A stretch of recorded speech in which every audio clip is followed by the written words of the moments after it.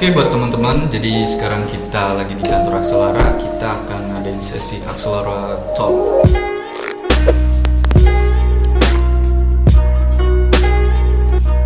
Jadi di sini udah ada senior gue nih dulu waktu di kampus. Asik.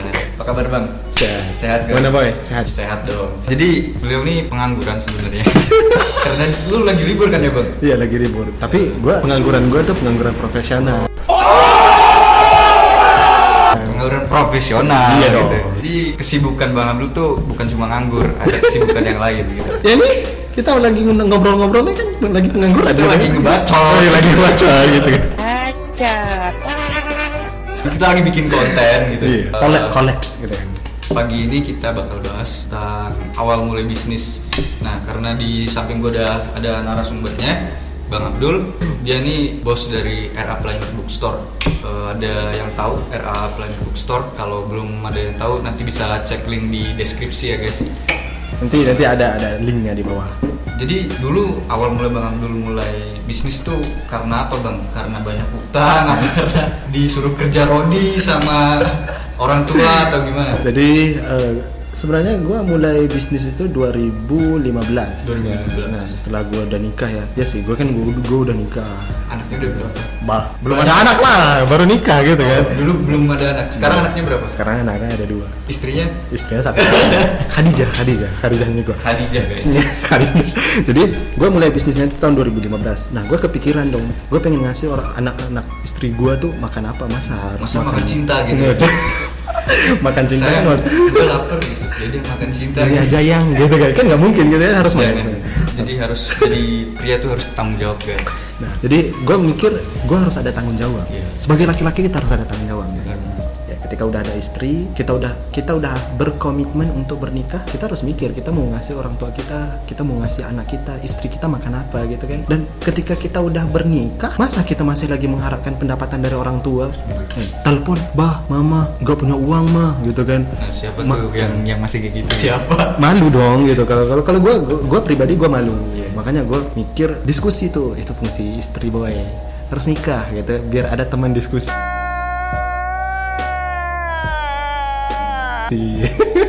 Jadi gue diskusi nih sama istri gue. Kebetulan memang istri gue juga dan pinter berbisnis gitu kan. Jadi gue diskusi sama beliau. Yang asik, ayang gitu kan. Yang sumber pendapatan keluarga kita apa yang. Dan gue kan memang dari Malaysia gitu. Dari negara Upin-Ipin. Dari negara Upin-Ipin. Cuman gue lahir di Bandung kan. Terus gue mikir, pengen bisnis apa ya? Kan bisnis itu kan yang pertama membutuhkan yang namanya produk. Apa yang perlu kita jual gitu kan? Produk apa yang mau dijual? Di Jalan MH Tamrin, Jakarta Pusat berbeda dengan visual yang tadi Anda saksikan. Kebetulan temen gue dia jualannya buku, jadi awalnya gue pengen jadi resellernya. Jadi gue bawa buku itu dari Malaysia, gue bawa ke Indonesia, yang ngepasarin di Indonesia. Nah, jadi awalin gue berbisnis itu gue jualan buku. Dan sampai sekarang juga gue jualan buku sih. Jualan buku guys. Jadi apa aja jualannya sebenarnya nggak masalah, asal mulai ya bang. Kuncinya mulai. Kalau hashtagnya Tokopedia tuh kan mulai aja dulu gitu. Kita gak di-endorse sama Tokopedia. Kita gak. Tapi kalau Tokopedia mau bayar kita nggak apa-apa sih. Kayaknya gak mau sih. Lanjut bang. Biasanya nih buat anak muda kayak kita ini, dia tuh punya masalah komitmen, punya masalah rasa malas. Apalagi tuh yang masih kayak di zona nyaman gitu. Betul. Kira-kira tips apa sih biar kita sebagai anak muda tuh bisa keluar dari zona nyaman? Tadi lu ada bilang ya, anak muda tuh berada di zona nyaman. Nah, itu ya. Itu yang paling bahaya. Kita jangan membiasakan diri kita berada pada zona nyaman. Makanya sebelum kita memulai bisnis itu kita perlu menentukan our big why gitu kan. Our big why dalam kita berusaha gitu kan. Nanya nih ke orang-orang muda ya di luar. Kalian kalau nggak mau berada di zona nyaman, kalian harus melakukan apa? Kalian harus keluar daripada yang namanya comfort zone.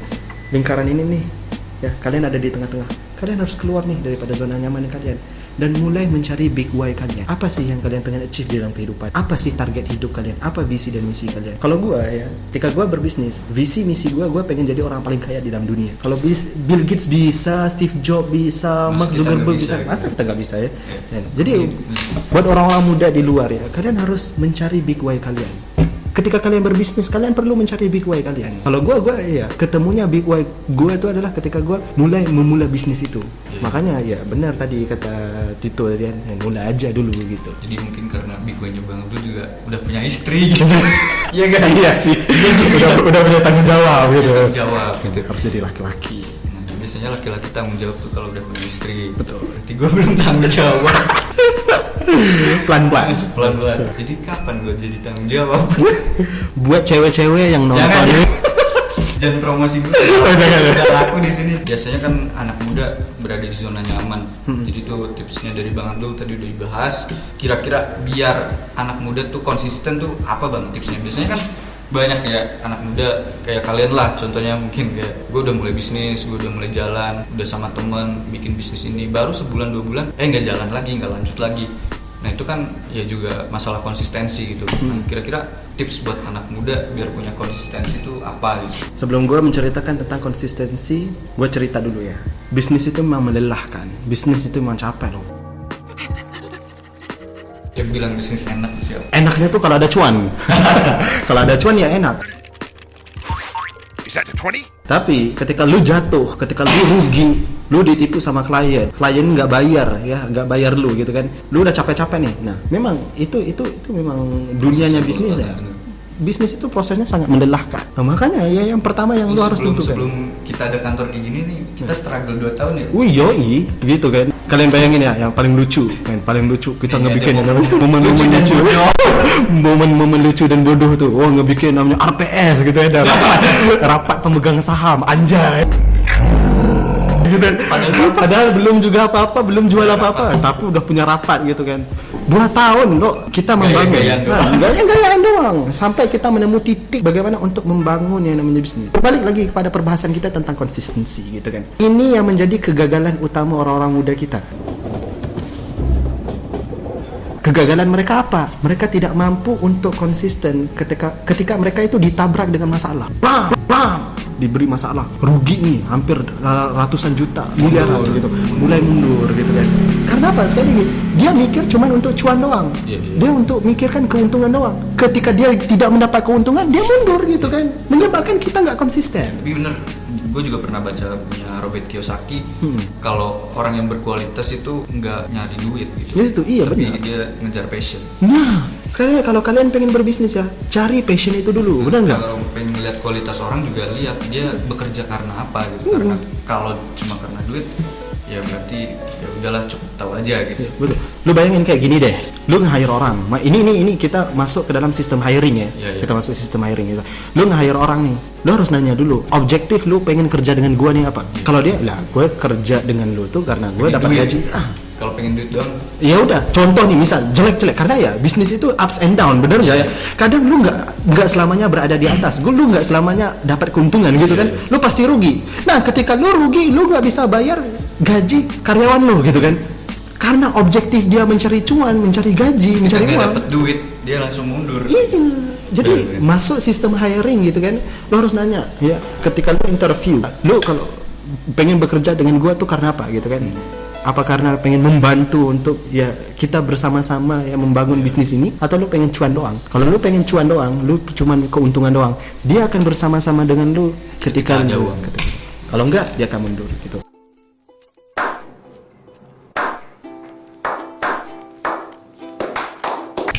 Berbalik pada konsistensi gitu kan, nyari dulu niatnya, passionnya tuh. Berarti kalau ada teman-teman yang di luar sana kayak ngeliat, wah bisnis ini enak, dia punya cuan, dia punya keuntungan yang miliaran, ratusan juta, terus dia kayak nanya nih, bang gue pengen bisnis kayak lu dong, bang gue ajarin bisnis kayak lu. Jadi itu buat orang-orang yang kayak gitu mending disuruh benerin niatnya dulu ya. Betul. Kalau betul. cuma gak ikut-ikutan doang, Betul. sayang aja gitu. Dia udah buang-buang duit, buang-buang waktu, buang-buang energi, tapi Betul. kalau udah nggak dapet cuan, ya mundur gitu. Betul. Lo harus tahu kayak gini loh. Setiap orang itu dia mempunyai passion yang berbeda, dia mempunyai skill yang berbeda, dan dia mempunyai experience yang berbeda. Lo lihat dia ya enak, itu karena dia dulu pernah merasai susah gitu kan. Dia nggak pernah tahu yang di belakang layar. Iya, lu nggak pernah layar. Contoh di gini, di belakang layar lu tahu nggak? Nggak tahu ya. Warteg gitu kan. Ini ada yang nggak puasa nih di belakang nih. Ntar ada beresin. Tuh denger kan? Jadi lu gak tahu di belakang layar itu apa. Susah loh, kesulitan yang dia hadapi, ya kecapean yang dia hadapi, lu harus rasain dulu. Makanya sebagai anak muda ya, jangan terlalu gegabah gitu kan. Wah lihat dia untung, Atta Halilintar ngevlogger gitu kan. Kita juga Dia pengen kaya, loh, dia kaya dapat Kita untung. ngehujat. Kita ngejek, susah Tunggu dulu, dong, gitu. gitu. Sabar dulu, rem dulu boy. Lu harus tahu susahnya, sulitnya ya orang-orang yang berbisnis itu ketika dia pengen membangun daripada 0 ke 10. Yang lu lihat tuh ketika dia berada di 10, posisi 10 dan ke atas gitu kan. Gitu kan. Pokoknya ya yang perlu lu lakukan sebagai orang muda ya, usaha dulu, rasai dulu kesusahan orang-orang dulu. Dia jadi kayak gitu tuh kan, karena dia pernah merasakan susah. Jadi kita mulai aja untuk merasa susah. Jangan berada di dalam zona nyaman. Jadi kalau pengen mulai bisnis jangan langsung ngebayangin enaknya, tapi langsung aja bayangin susahnya gitu. Betul. Tapi sekali lagi ya, maksud gue ya, membayangin susah itu bukan untuk kita mundur lagi. Ya, biar Tapi kita nggak expect too much dan nggak jadi ya, hatinya kecil gitu ketika kenyataan gak sebanding sama ekspektasi gitu. pinter nih, pinter gitu. So bijak kalau di depan kamera gitu. Jadi kayak tadi udah ada 2 tips nih. Gue pengen nanya juga. Kira-kira ada pengalaman lucu nggak waktu selama membangun bisnis gitu? Kayak mungkin dikatain orang, itu lucu nggak sih? Itu menyakitkan. Ya kira-kira yang menyakitkan atau lucu gitu. Ya, kalau yang menyakitkan tuh banyak sih. Ya sekali lagi bisnis itu ups and down. Pasti ada enaknya, ada sakitnya, ada lucunya. Banyak yang enaknya. Tapi banyak juga yang gak enak ya. Yang gak enak tuh ya seperti apa? Contoh ya, kita dihujat sama karyawan tidak bersetuju dengan kita, karyawan menuntut macam-macam dengan kita. Nah, yang lucunya apa? Nge-planning nih, wah kita rapat nih sama tim, wah pengen bikin bisnis nih. Gue ingat lagi ya, gue pengen pernah berbisnis dengan CEO-nya gue, Abid Rahman Syah gitu kan, yang pengen ngebikin bisnis digital grocery. Lu ingat gak ya? Nah, ya, lu sebagai co-foundernya kan. Nah, jadi Abid, gua sama Tito gitu kan, pengen ngebikin nyaman digital groceries. Wah, digital groceries ini seperti apa? Dulu zaman-zamannya startup Oh, gitu. nah, ini semangat orang muda ngebikin rapat. Udah segitu diam Minggu rapat. Tapi rapatnya nggak tahu ngebahas tentang apa. Itu paling lucu gitu kan. Udah segitu diganti lagi, pengen ngebikin yang kayak Gojek lagi deh gitu kan. Ya karena semangat orang muda pengen lihat startup naik, pengen ngebikin startup, pengen ngebikin itu. Dan yang lebih lucu lagi tuh udah dapat keuntungan nih. Iya. Beli peralatan, tiba-tiba peralatannya gabur nggak dipakai, beli gears nggak dipakai, kan lucu gitu kan. Tapi itulah yang membangun yang namanya pahit manisnya berbisnis gitu kan. Kalau diinget-inget sekarang tuh agak indah dikit ya. Kan Agak bisa terbayar dikit gitu. Sekarang udah ada kantor gitu, terus sekarang bisa ya beli kamera, beli speaker, gitu ya, sih. speaker, Mikrofon. Jadi enjoy ya. Ketika kita udah ada passion ya enjoy lah. Ya walaupun kadang sebel juga ya ketika kita melihat gear ada yang nggak kepake gitu kan. Ya sebel karena itu dalam arti kata kita udah invest. Ya, mubazir juga ya. Kayak mubazir. Tapi yakin lah, sesuatu yang kita invest itu insya Allah kalau kita nggak pakai sekarang tapi kita akan pakai kemudian hari next. Jadi bisnis tuh sebenarnya banyak gak enaknya gitu. Cuma kadang kelihatan enaknya kalau udah di titik yang enak gitu. Betul. Selain pengalaman yang pahit gitu. Terus kira-kira capaian apa sih yang sampai sekarang tuh Bang Abdul kayak bangga nih dari kegagalan, terus ada capaian apa yang kayak bisa bikin Bang Abdul proud lah sama capaian tersebut gitu. Betul. Oke. Capaian yang paling terbesar yang pernah berlaku dalam hidup gue itu adalah gue pernah terjual buku ya sebesar 23.000 tahun kemarin. 23.000 piece guys. 23.000. Jujur ya, gue nggak nyangka bisa 23.000. Pertamanya ya, gue sama tim targetkan itu cuman 12.000 doang. 12.000. Tiba-tiba permintaan minta lagi nih, diproduksi lagi. Sampailah di akhir bulan November, gue ngeproduksi sampai 23.000. Kaget gue gitu kan.